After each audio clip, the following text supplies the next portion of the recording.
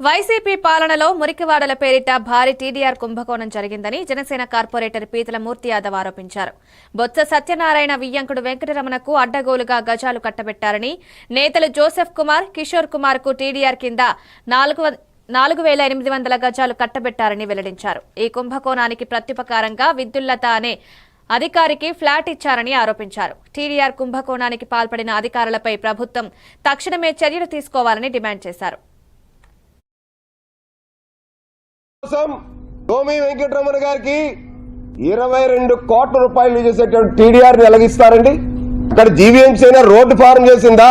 అక్కడ ఏమైనా 40 అడుగుల రోడ్డు 60 అడుగులు విస్తరించిందా? ఏ విధంగా ఇస్తారు?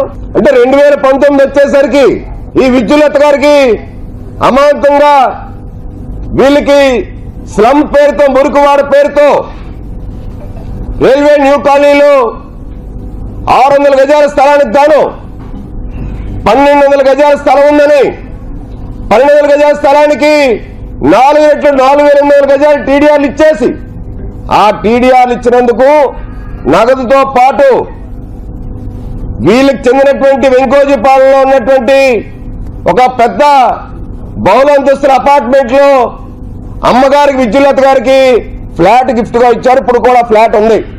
మురికివాడల పేరుగా 100 కోట్ల రూపాయలు టీడీఆర్ కుంభకోణానికి పాల్పడినటువంటి వ్యక్తులు, ప్రజాప్రతినిధులు, ఏ పార్టీ వల్లనే కావచ్చు, వాళ్ళు ప్రజాప్రతినిధులు టీడీ